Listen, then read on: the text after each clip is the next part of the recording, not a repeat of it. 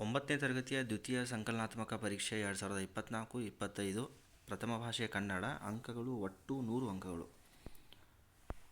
ಮೊದಲೇ ಪ್ರಶ್ನೆ ನೋಡಿ, ಬಹು ಆಯ್ಕೆ ಪ್ರಶ್ನೆ. ಗುರುಪದೇಶ ಪದವು ಈ ಸಂಧಿಗೆ ಉದಾಹರಣೆಯಾಗಿದೆ. ಈ ಒಂದು ವಿಡಿಯೋದಲ್ಲಿ ಕೇವಲ ಪ್ರಶ್ನೆ ಪತ್ರಿಕೆಯನ್ನು ಮಾತ್ರ ಮಾಡಲಾಗಿದೆ. 2024-25ನೇ ಸಾಲಿನ ಬೆಳಗಾವಿ ವಿಭಾಗದ ಪ್ರಶ್ನೆ ಪತ್ರಿಕೆ. ಪ್ರಶ್ನೆ 2, ರಾಧಾಕೃಷ್ಣ ಅವರು ಪ್ರಥಮ ದರ್ಜೆಯಲ್ಲಿ ಉತ್ತೀರ್ಣರಾದರು. ಈ ವಾಕ್ಯವು. ಪ್ರಶ್ನೆ 3, ಬೆಟ್ಟದಾವರೆ ಈ ಪದವು ಈ ಸಮಾಸಕ್ಕೆ ಉದಾಹರಣೆಯಾಗಿದೆ.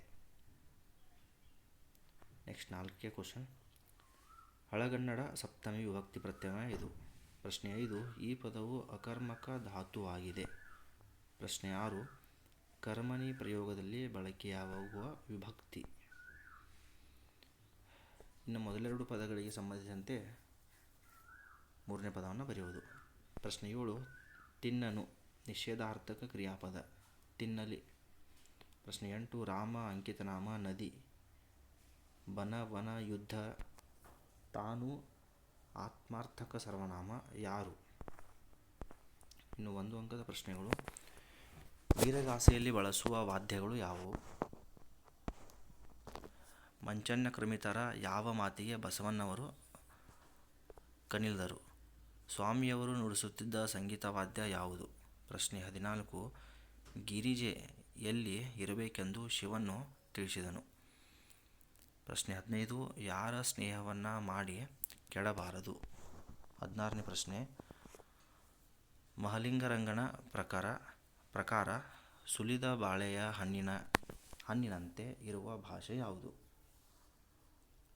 ಪ್ರಶ್ನೆ 17, ಭೂಮಿ ಆಕಾಶದಲ್ಲಿ ಪುಟ್ಟ ಹಕ್ಕಿಗೆ ಯಾರ ಭಯವಿದೆ.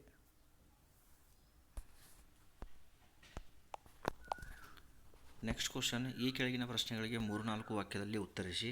ಸ್ಟಾಲಿನ್ ಅವರು ರಾಧಾಕೃಷ್ಣ ಅವರ ಬೀಳ್ಕೊಡುಗೆ ಸಮಾರಂಭದಲ್ಲಿ ಏನು ಹೇಳಿದರು.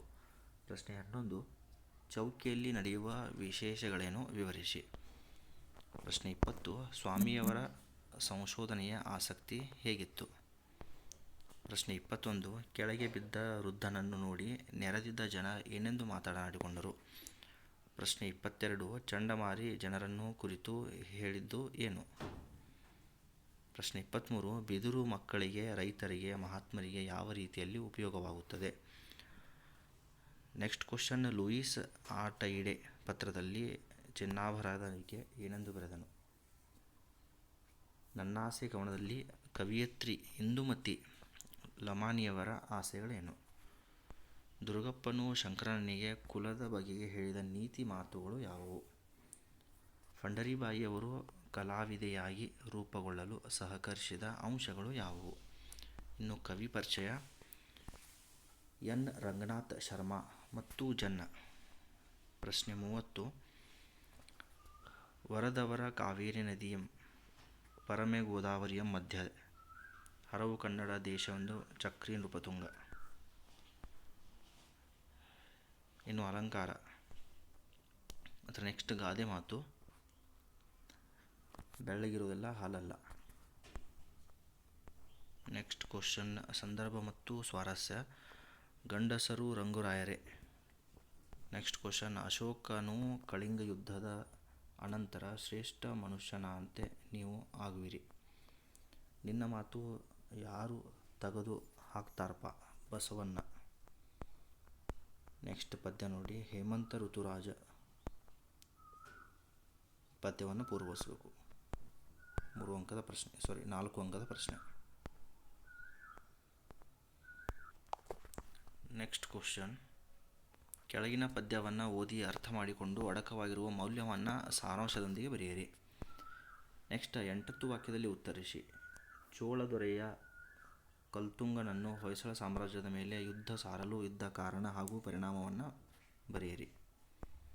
ಅಥವಾ ಬಣದಮ್ಮನಹಳ್ಳಿಯ ಪಂಚಾಯಿತಿಯಲ್ಲಿ ನಡೆದ ನ್ಯಾಯ ಹಾಗೂ ಅದರ ತೀರ್ಪಿನ ಬಗ್ಗೆ ವಿವರಿಸಿ.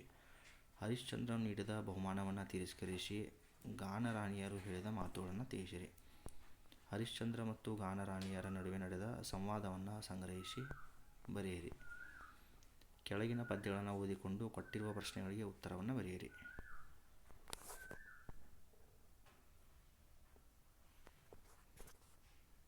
ಇದು ನೋಡಿ ಪದ್ಯ 43. ಇನ್ನು ಈ ಪ್ರಶ್ನೆಗಳಿಗೆ ಉತ್ತರ ಕೊಡಬೇಕು. ಮಾನವನ ವ್ಯಕ್ತಿತ್ವ ಹೇಗಿರಬೇಕು ಎಂಬುದನ್ನು ಸ್ಪಷ್ಟಪಡಿಸಿ. ಭಯವು ವ್ಯಕ್ತವಾಗುವ ಸಂದರ್ಭಗಳನ್ನು ತಿಳಿಸಿ. ಇನ್ನು ಪತ್ರ ಬರೆಯುವುದು. ಪ್ರಶ್ನೆ 44. ನಿಮ್ಮನ್ನು ಮೈಸೂರಿನ ಸರ್ಕಾರಿ ಪ್ರೌಢಶಾಲೆಯಲ್ಲಿ ಓದುತ್ತಿರುವ ಅಥರ್ವ ಎಂದು ಭಾವಿಸಿಕೊಂಡು ನಿಮ್ಮ ಶಾಲೆಯಲ್ಲಿ ಆಚರಿಸಿದ ವಾರ್ಷಿಕೋತ್ಸವ ಕಾರ್ಯಕ್ರಮ ವಿಶೇಷತೆ ಕುರಿತು ಬಾಗಲಕೋಟೆ ಜಿಲ್ಲೆಯ ಬಾದಾಮಿಯ ಪುಲಕೇಶಿ ನಗರದಲ್ಲಿರುವ ನಿಮ್ಮ ಗೆಳೆಯ ರಾಜುಗೆ ಪತ್ರವನ್ನು ಬರೆಯಿರಿ. ಅಥವಾ ಇಲ್ಲಿ ಪ್ರಬಂಧವನ್ನು ಬರೀಬೇಕು. ರಾಷ್ಟ್ರೀಯ ಭಾವೈಕ್ಯತೆ, ಪರಿಸರ ಸಂರಕ್ಷಣೆಯಲ್ಲಿ ವಿದ್ಯಾರ್ಥಿಗಳ ಪಾತ್ರ. ಇದಿಷ್ಟು ವಿದ್ಯಾರ್ಥಿಗಳ 2024-25ನೇ ಸಾಲಿನ ಪ್ರಥಮ ಭಾಷೆ ಕನ್ನಡ ಸಂಕಲನಾತ್ಮಕ ಮೌಲ್ಯಮಾಪನ 2ರ ಪ್ರಶ್ನೆ ಪತ್ರಿಕೆ.